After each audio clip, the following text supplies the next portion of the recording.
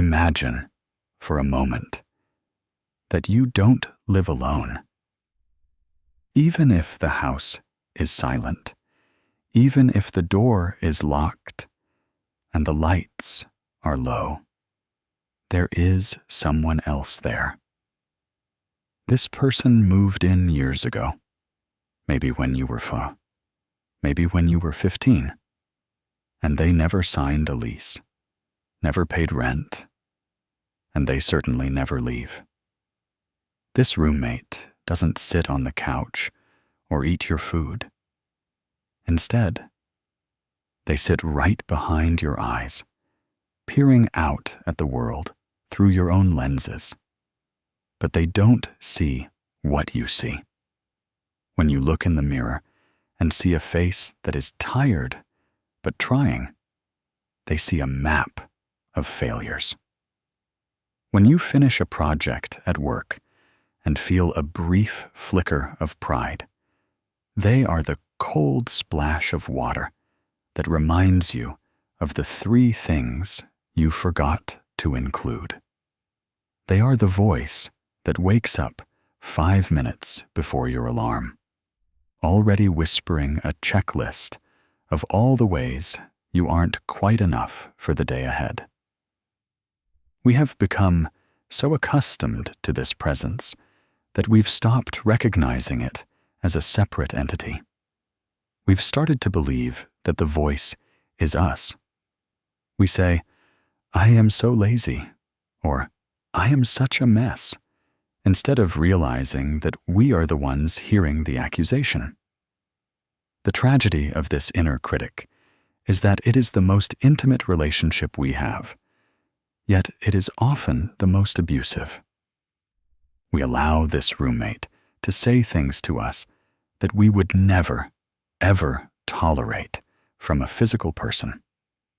If a friend sat at your kitchen table and told you that you were a disappointment because you missed a workout, or that no one actually likes you and they're all just being polite, you would show them the door. You would protect yourself. But with the inner critic, we pull up a chair. We listen. We take notes. We start to believe that this harshness is a form of honesty, a tough love that keeps us from falling apart. We tell ourselves that if we weren't so hard on ourselves, we'd simply give up. We mistake our anxiety for our ambition. Think about how heavy that becomes. It is like carrying a backpack full of stones while trying to run a marathon. Every time you try to move forward, the roommate reminds you of the weight. They point out every stumble. They tell you that the people passing you are better, faster, and more deserving of the finish line. To quiet this critic, we have to first create a little bit of distance. We have to realize that the room is crowded.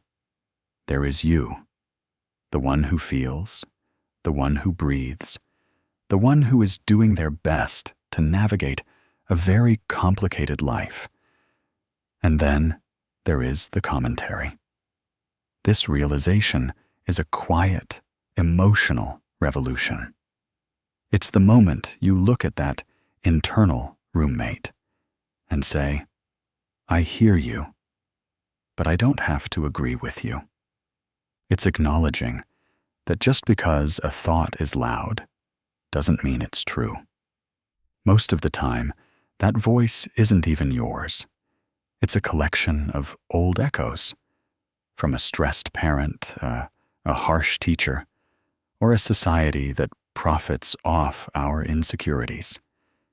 We keep this roommate around because, in a strange way, it feels safe. It's the devil we know. We think that if we criticize ourselves first, it won't hurt as much when the world does it. It's a preemptive strike. But all it really does is ensure that we are never at peace, even in our own skin. Healing begins when you start to change the atmosphere of the house. It's about noticing when the roommate starts their lecture, and instead of bowing your head in shame, you take a deep breath and stay in your body. You realize that you aren't the critic. You are the space in which the critic speaks, and that space is allowed to be kind.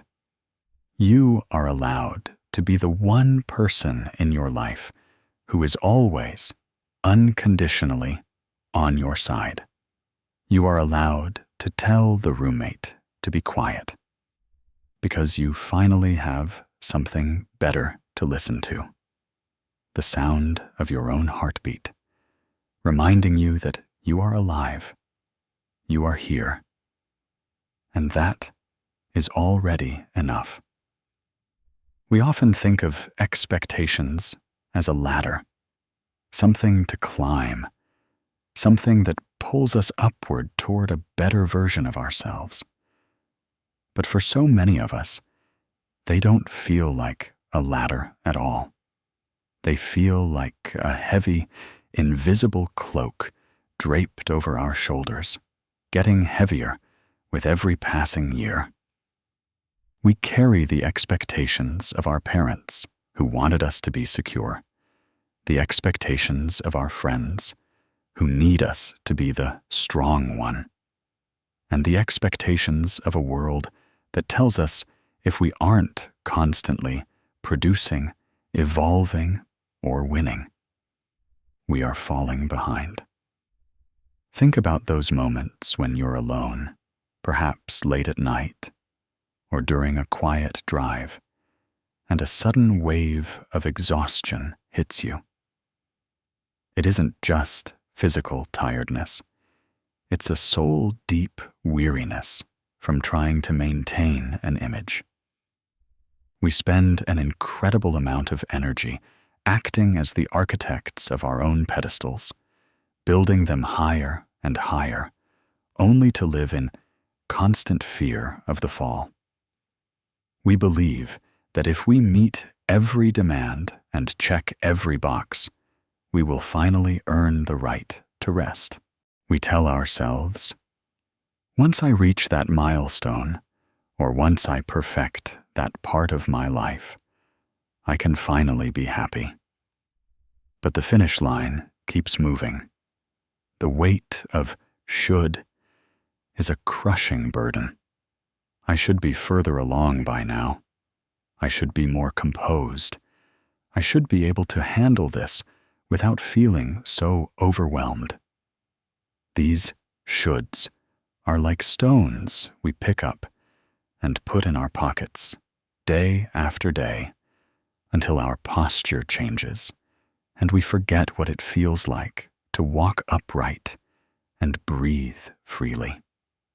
We become so focused on the person we are supposed to be that we lose sight of the person we actually are, the one who is tired, the one who is uncertain, the one who is human.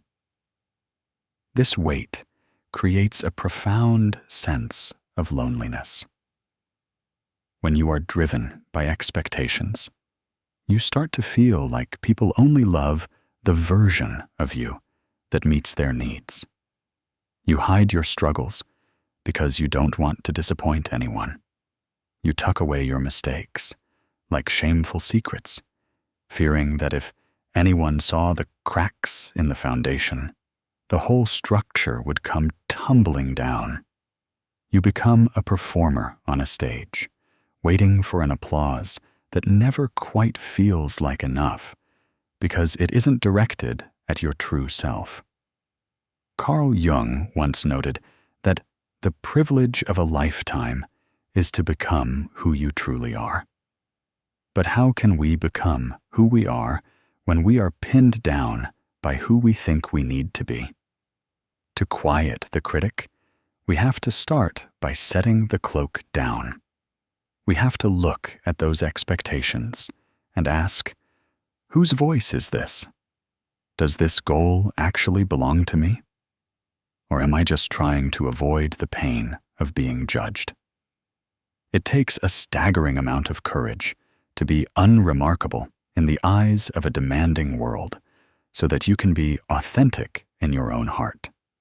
It means admitting that you cannot do it all, and more importantly, that you don't have to. The weight begins to lift the moment you realize that your worth isn't a performance. You aren't a project to be finished or a problem to be solved. You are a living, breathing human being whose value was decided the moment you entered this world, independent of your achievements or your failures. Imagine what it would feel like to move through your day without the pressure to prove yourself. Imagine the lightness in your chest if you gave yourself permission to be messy, to be in between, or to simply be still. Healing isn't about finally meeting every expectation. It's about the quiet, revolutionary act of resigning from the job of trying to please everyone else. It's about looking at the heavy stones you've been carrying and realizing you are allowed to let them go. You are allowed to be enough, exactly as you are, right here in the middle of the struggle. We spend so much of our lives running away from the parts of ourselves we've been taught to dislike. We treat our flaws like stains on a favorite shirt, scrubbing at them, trying to hide them under layers of forced smiles and "I'm fine" responses. We have this internal mirror, but we only want it to show us the polished version, the side of us that is capable, kind, and composed. But tucked away in the corners of that mirror is what we might call our shadow. It's the collection of everything we've rejected. Our anger, our deep-seated insecurities, the weakness we were told to outgrow, and the mistakes we can't seem to forget. The inner critic loves the shadow. It stands in that dark space and points its finger, telling us that those hidden parts are the evidence that we are fundamentally broken.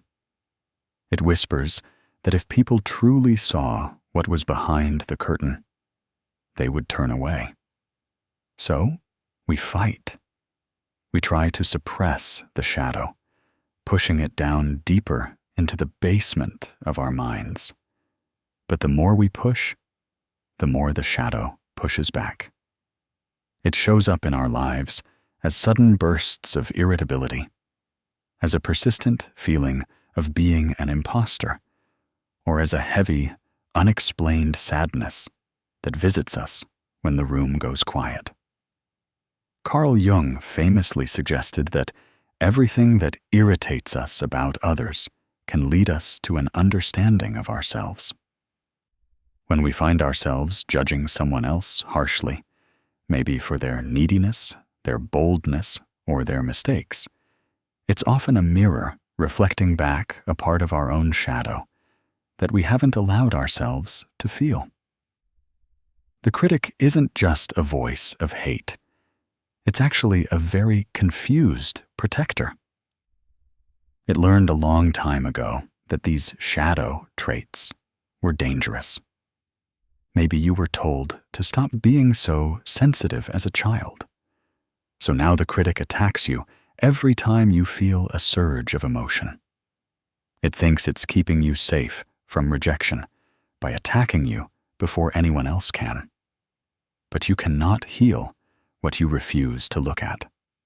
Real self-compassion starts when we stop trying to break the mirror and start trying to understand the reflection.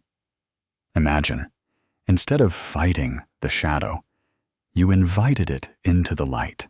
What if you looked at your deepest insecurity, that feeling of not being good enough, and instead of agreeing with the critic's insults, you asked that part of yourself, "What are you trying to protect me from?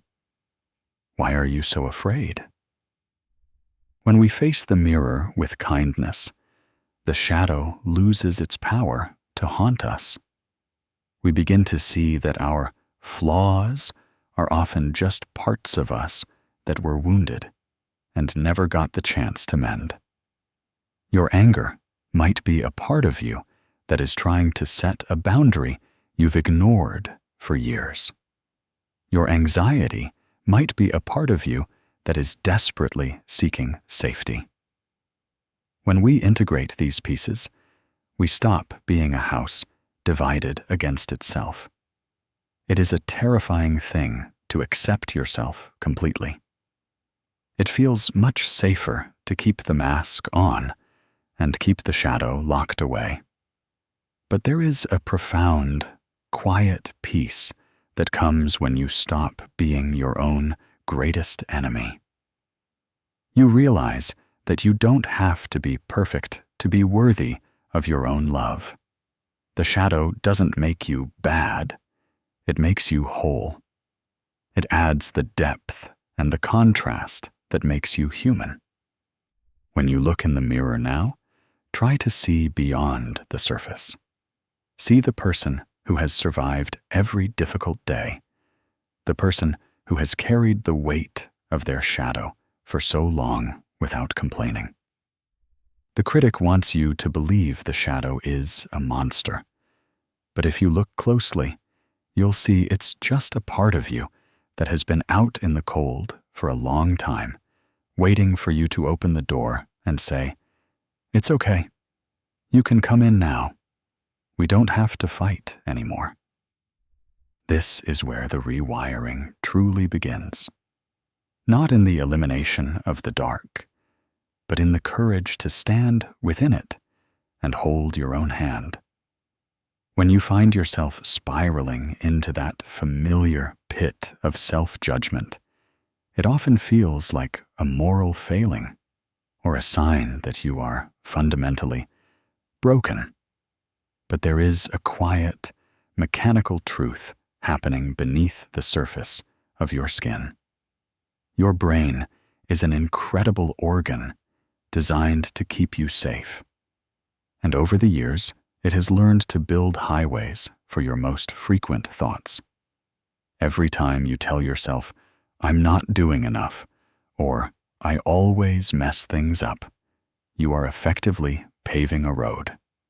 The more you drive down that road, the smoother and faster it becomes, until eventually your mind slides into that negative loop without you even realizing you've turned the key.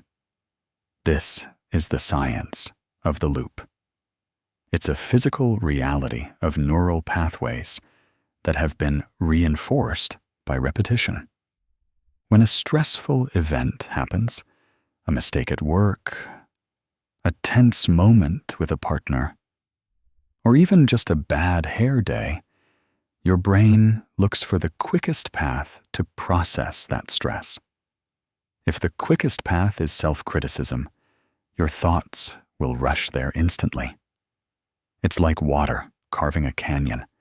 The deeper the groove, the harder it is for the water to flow anywhere else. You aren't choosing to be miserable in those moments.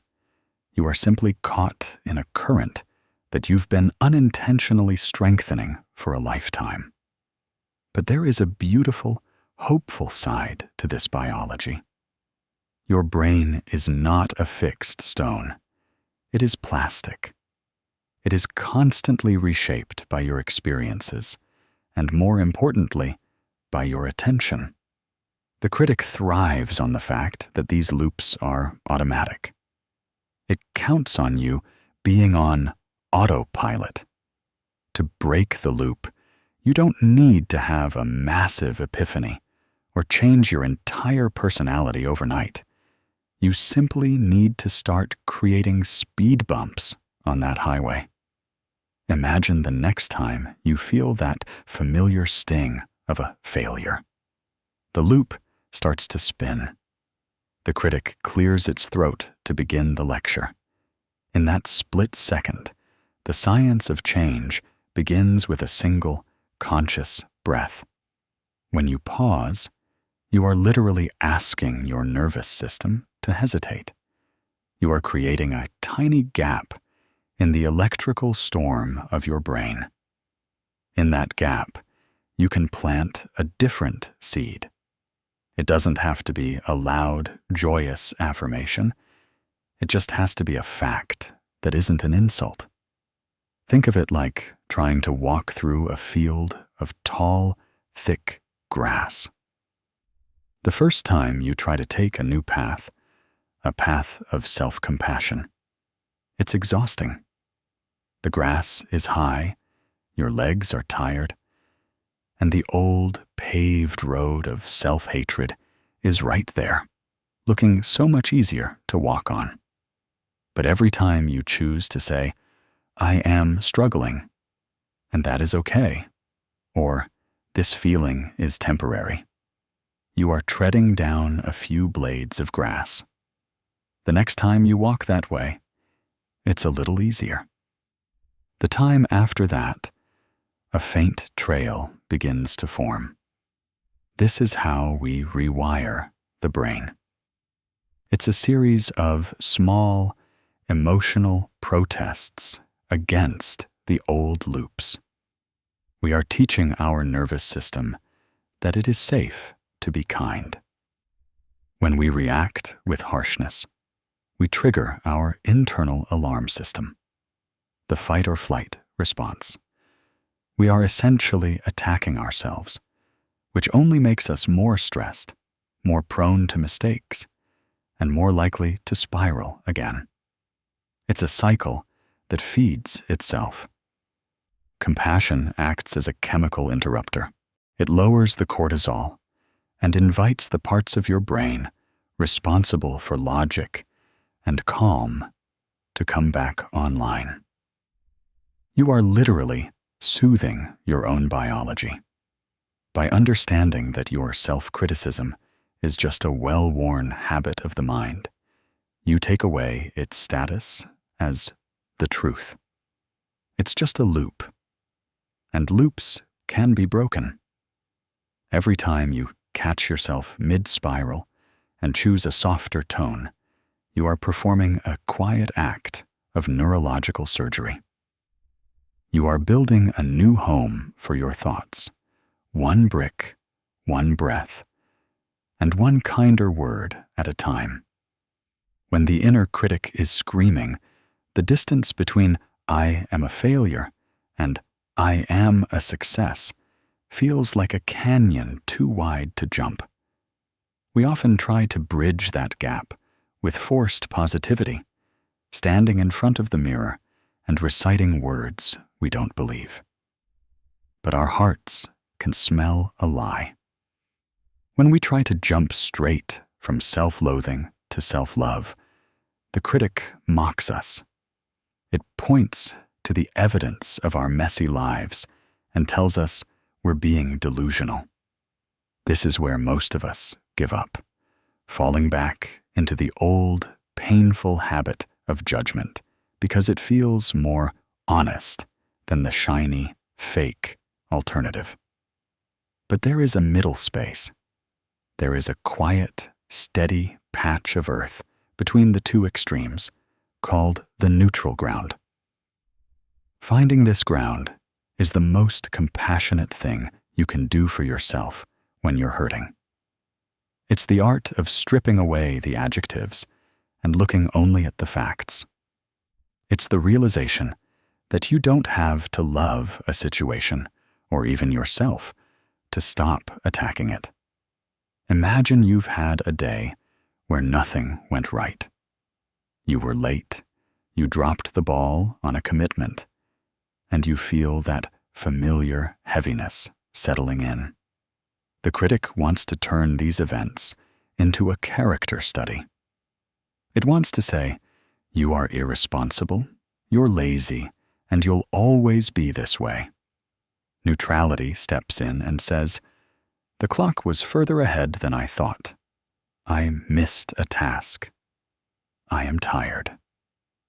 Neutrality isn't about making excuses. It's about making space It's like looking at a rainy day. You don't have to say the rain is beautiful if you're getting soaked and cold. But you also don't have to say the rain is a personal attack on your character. It is simply raining. When we apply this to our inner lives, we begin to lower the temperature of our emotions. We stop the story from growing. Think about a time you made a social gaffe, something you replayed in your head for days afterward. The critic made that moment a permanent stain on your identity. But in the neutral ground, that moment is just a data point. I said something awkward. The conversation ended. I am still here. There is an incredible, soft power in the word is. This is what happened. This is how I feel. By removing the good or bad, you take the ammunition away from the critic. You can't fight a fact. This practice is an emotional exhale.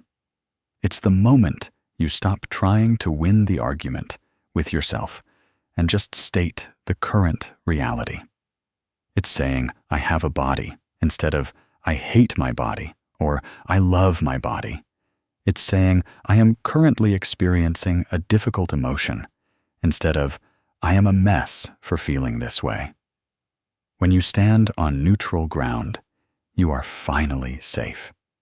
You aren't being hunted by your shoulds, and you aren't being exhausted by your coulds. You are just present.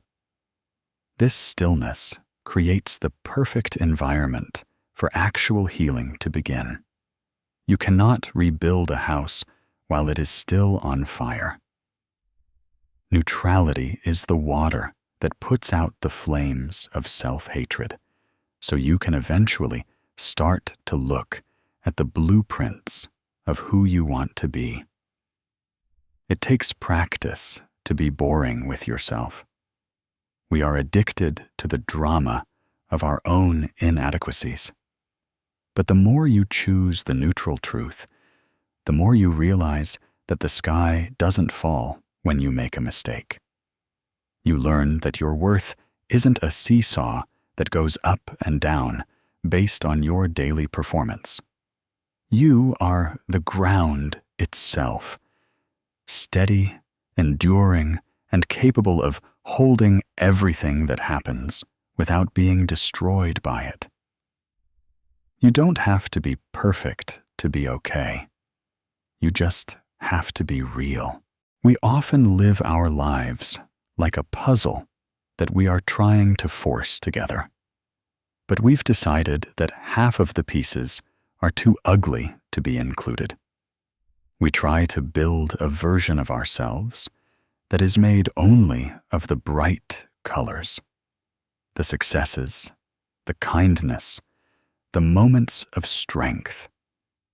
And we take the jagged, dark, or dull pieces and try to throw them away. We spend years in this internal battle, trying to curate our own souls. But the problem is that when you throw away the parts of yourself that you find unacceptable, you don't actually become better. You just become fragmented. You become a person who is constantly hiding from themselves. Integrating the pieces means stopping the war. It's the moment you stop trying to be good and start trying to be whole. Wholeness is a terrifying concept because it requires us to claim the things we've spent a lifetime disowning.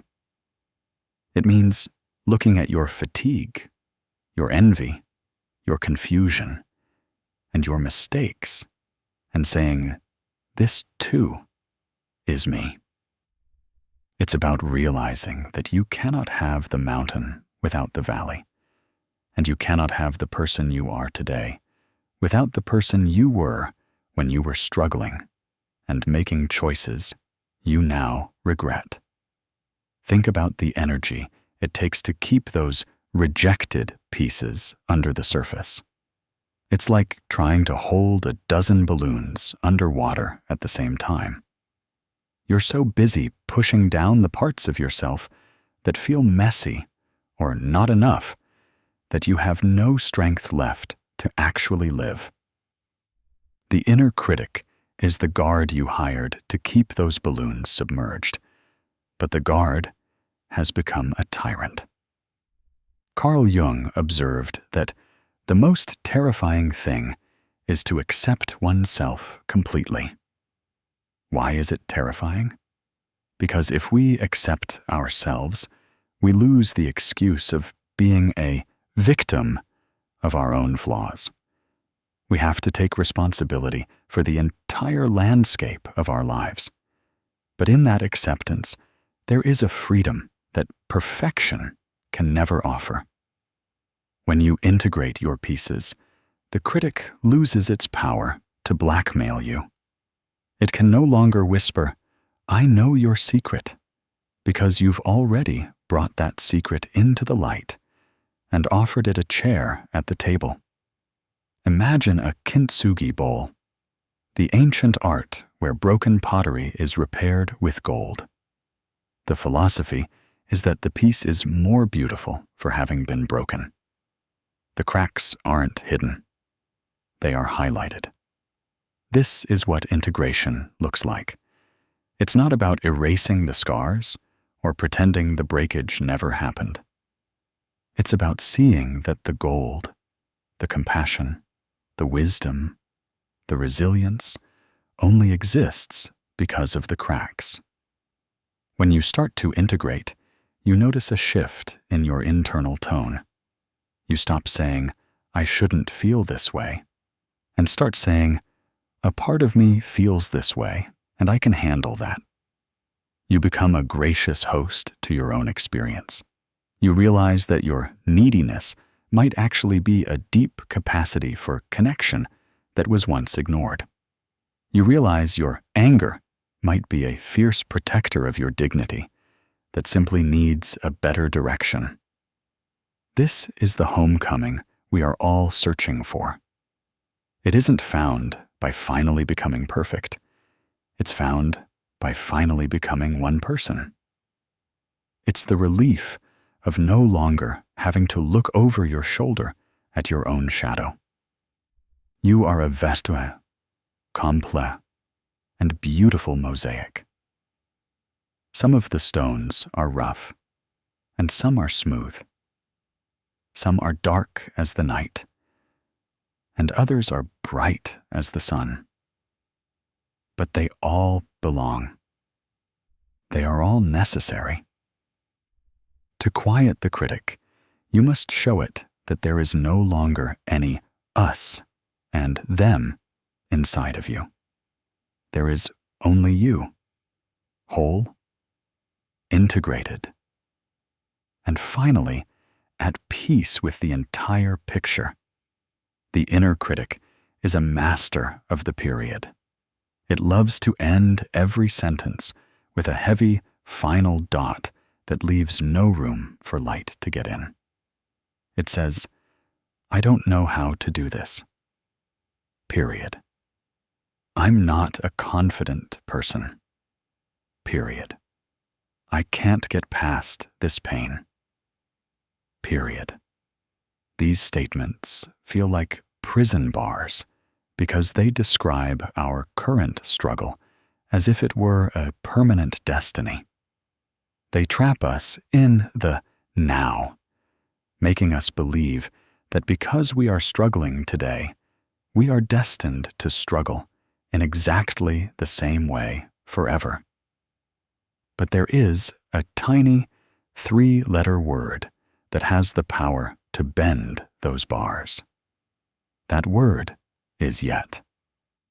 Think about the last time you felt completely overwhelmed by a new challenge or a recurring habit you can't seem to break. The critic was likely right there, whispering that you've reached your limit. Now, imagine adding that one little word to the end of your thought. I don't know how to handle this pressure. Yet. Suddenly, the air in the room changes. The sentence is no longer a dead end. It's a bridge. It's a quiet admission that while the present moment is difficult, the story isn't over. Yet is a whisper of grace in a world that demands instant results. It honors the reality of your pain without letting that pain define your future. It allows you to be a beginner. So many of us are incredibly cruel to ourselves for not being experts at things we've never done before. We expect ourselves to have mastered healing, or parenting, or a new career path on the first try. When we don't, the critic uses that lack of mastery as a weapon, but yet reminds us that growth is a process, not an event. It's the linguistic equivalent of taking a deep, slow breath. When you use this word, you are performing a small but radical act of self-compassion. You are acknowledging that you are a living, evolving being. Think of a seed under the dirt.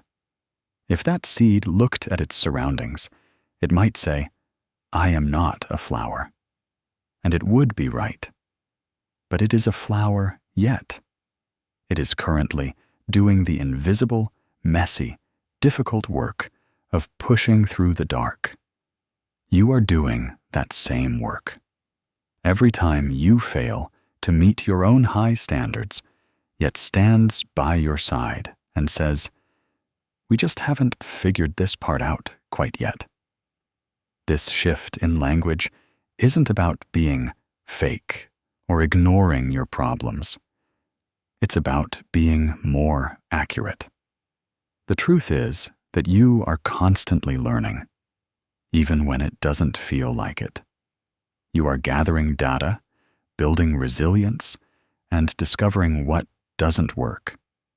By adding yet to your vocabulary, you are giving yourself permission to be a work in progress. You are allowing yourself the space to be in between. It's an emotional relief to stop demanding that you be finished. There is so much tension in trying to be a completed version of yourself. When you embrace the power of yet, that tension begins to dissolve. You start to see your life not as a series of failures, but as a series of not yets. You didn't handle that conflict well yet. You haven't found your rhythm yet.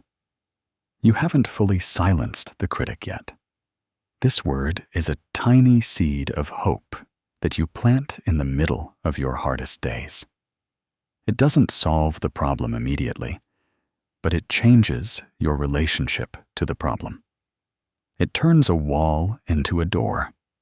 It reminds you that as long as you are breathing, there is room for change. You are allowed to be imperfect today because you are still becoming who you are meant to be.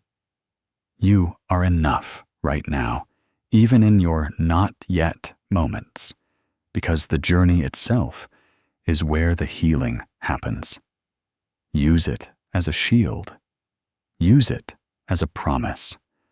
The next time the critic tries to close the door with a period, just reach out and add a yet. If you were to open a book that contained every thought you've ever had about yourself, what would the tone be? For most of us, that book would read like a tragedy or a scathing critique written by someone who never liked us very much. We've been narrating our lives for so long that we've forgotten we are the ones holding the pen. We treat our internal stories as if they are ancient, unchangeable stone tablets, rather than what they truly are. A series of interpretations that we can choose to edit at any moment. Rewriting your narrative doesn't mean deleting the difficult chapters. It means changing the way the narrator talks about the person in the story. Think about a version of you from 5 or 10 years ago. Picture that person clearly. Maybe they were struggling with a job they hated, crying in a parked car, or trying their best to navigate a relationship that was falling apart. When you look at that past you, what do you feel? Usually it's a sense of profound tenderness. You see their ignorance not as a flaw, but as a lack of experience. You see their pain not as a weakness, but as a testament to their capacity to feel. You wouldn't dream of shouting at that person for not knowing the things you know now. But for some reason, we deny that same grace to the version of us that exists today. We treat our current selves as if we should already be at the finish line, forgetting that we are still in the middle of a chapter. Rewriting the narrative starts with a simple shift in perspective, realizing that you are currently the past self of your future. Somewhere down the road, a wiser, older version of you is going to look back at this moment, at your current confusion, your current mistakes, and your current efforts, and they are going to feel that same surge of compassion. They will see that you were doing the very best you could with the tools you had. Why not start feeling that way now?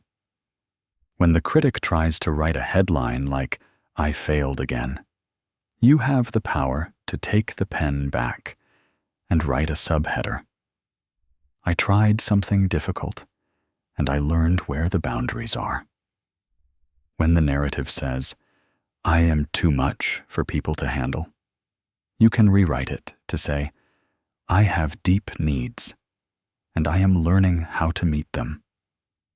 This isn't about ignoring the truth. It's about choosing a truth that allows for growth instead of one that demands a dead end. We are so often the villains in our own stories, casting ourselves as the one who is always too late, too loud, or never enough. But a story is only a tragedy if the character never changes. By choosing to speak to yourself with a softer, more reflective tone, you are changing the character in real time. You are moving from the role of the victim of your own thoughts to the role of the hero who is learning to listen to a different voice. Every morning when you wake up, the page is blank. The critic will try to fill it with the leftovers from yesterday, the regrets, the missed opportunities, the things you didn't say. But you can choose to write a different opening sentence. You can choose to say, "Today, I am a person who is practicing kindness toward myself." You can acknowledge that the story is long, and one bad paragraph doesn't mean the book is ruined. Healing is the process of becoming a more reliable narrator, one who notices the struggle, but also notices the strength. It's about looking at your life and realizing that while you cannot change the events of the past, you have absolute authority over what they mean. You are the author of your own worth. And when you finally start writing with love, you'll find that the story becomes something you actually want to read.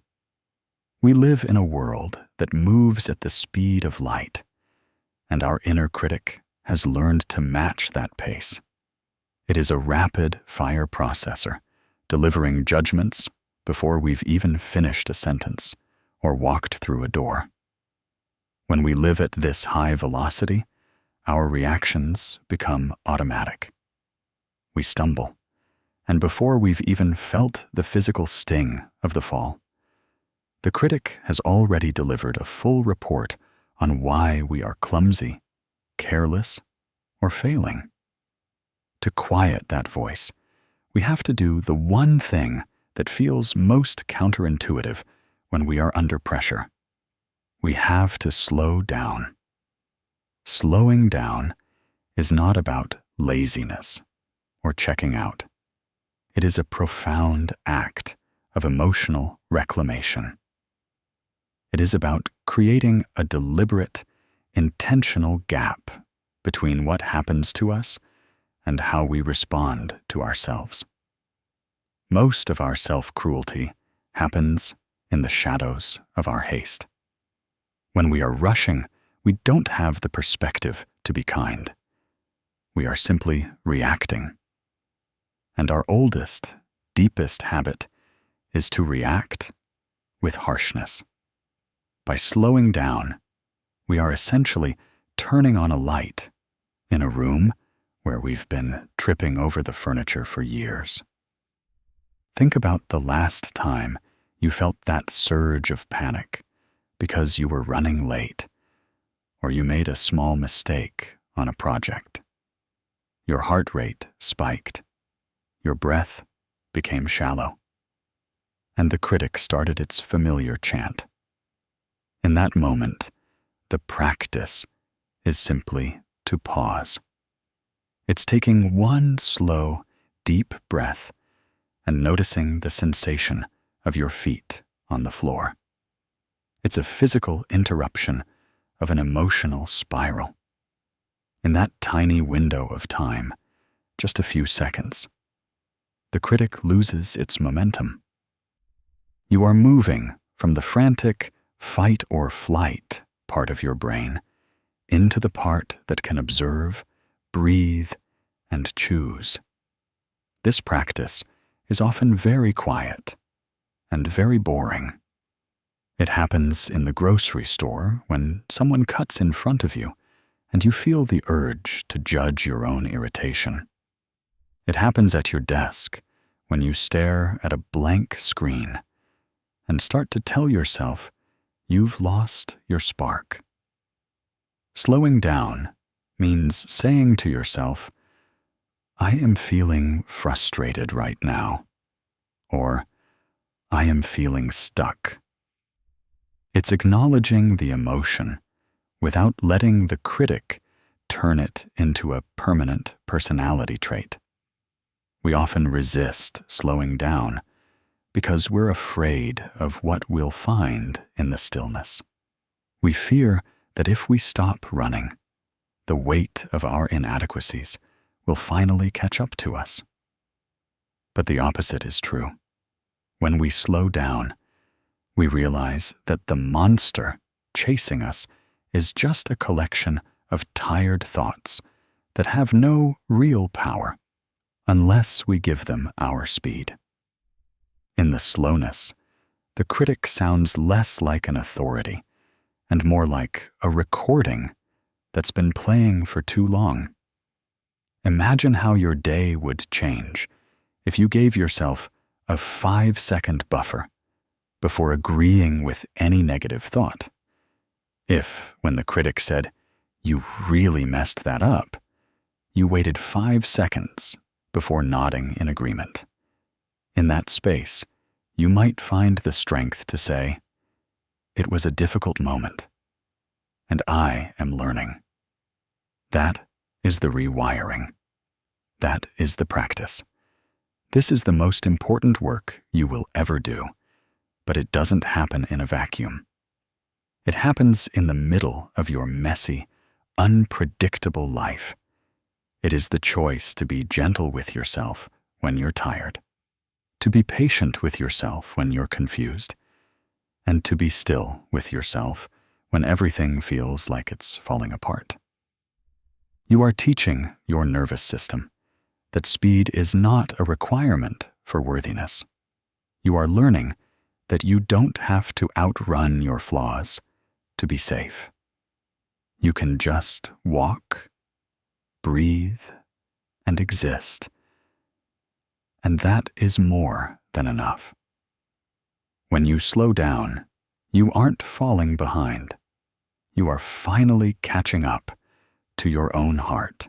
We often spend our lives treating our own hearts like a place we are just passing through, a temporary shelter we hope to renovate or exchange for something better. We look at ourselves through the eyes of a stranger, a harsh judge, or a demanding guest, always finding fault with the layout or the foundation. But at the end of this journey of quieting the critic, something shifts. You realize that you aren't a project to be finished or a problem to be solved. You are a home. And coming home to yourself is the quietest, most emotional victory you will ever experience. It's the moment you stop waiting for a version of you that doesn't exist to finally earn the right to exist. For years, the inner critic told you that you would be home once you lost the weight, once you got the promotion, once you finally stopped being so anxious, or once you became the person everyone else expected you to be. But coming home means walking through the front door exactly as you are right now. Tired, messy, uncertain, and incredibly human. And realizing that you don't have to apologize for being there. Imagine the relief of finally setting down the luggage of self-judgment at the door. Think about the physical sensation of your shoulders dropping as you realize you no longer have to perform for your own approval. In this state of belonging, the critic doesn't necessarily vanish forever, but its voice changes. It stops being the master of the house and becomes a faint noise outside, a wind rattling the window panes that you can acknowledge without letting it in. You hear the old doubts, the old shoulds, and the old fears, but they no longer have the power to make you feel like an intruder in your own life.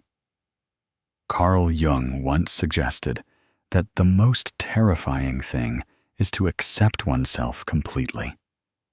But once that terror passes, what remains is a profound, steady peace. This acceptance isn't a white flag of surrender. It's a foundation of strength. When you are home in yourself, you are no longer searching for your worth in the eyes of others. You are no longer looking for a mirror to tell you that you are okay. You know you are okay because you have felt the warmth of your own compassion. You have learned to sit with your shadows and not be afraid. Coming home means treating your needs with the same tenderness you would offer a guest. It's the small, daily acts of loyalty to your own soul. Choosing rest when you are weary, choosing truth when it's uncomfortable, and choosing to forgive yourself for the mistakes of the past. It's the realization that every difficult thing you have walked through, every tear, every failure, every moment of paralyzing self-doubt was just a long, winding road leading you back to this very spot. In this space, you discover that the silence isn't empty. It is filled with a quiet, resilient kind of love that doesn't need to shout to be felt. It's the feeling of being on your own side, finally and fully. You look at the person you've become, the one who survived the critic's harshest winters, and you feel a deep sense of respect for their endurance. You are no longer a house divided. You are whole. You are integrated. You are finally, after all this time, exactly where you are supposed to be. And as you sit in the quiet of your own being, you realize that the world looks different when you aren't fighting yourself. The light is softer. The air is easier to breathe.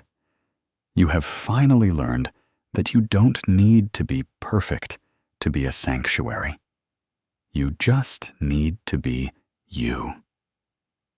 Welcome home. As you step away from these ideas and back into the rhythm of your day, remember that the work of self-compassion is rarely a grand, sweeping gesture. It is a quiet, radical persistence. It's the choice you make at 2 p.m. when you've fallen behind on your list, or the breath you take when you realize you've been spiraling into an old, painful story for the last 20 minutes. Rewiring a lifetime of self-criticism takes time, and there will be days when the old roommate feels louder than ever. On those days, don't criticize yourself for being self-critical. Just notice it. Notice the weight. Notice the loop. And then gently reach for that neutral ground. You are a work in progress. And that is not a flaw. It is the very definition of being alive. As you continue to practice this stillness and this slowing down, may you find that the space between you and your critic grows wider, and the space between you and your heart grows smaller. You have spent long enough being your own hardest judge. It's time to see what happens when you finally decide to be your own safest place to land.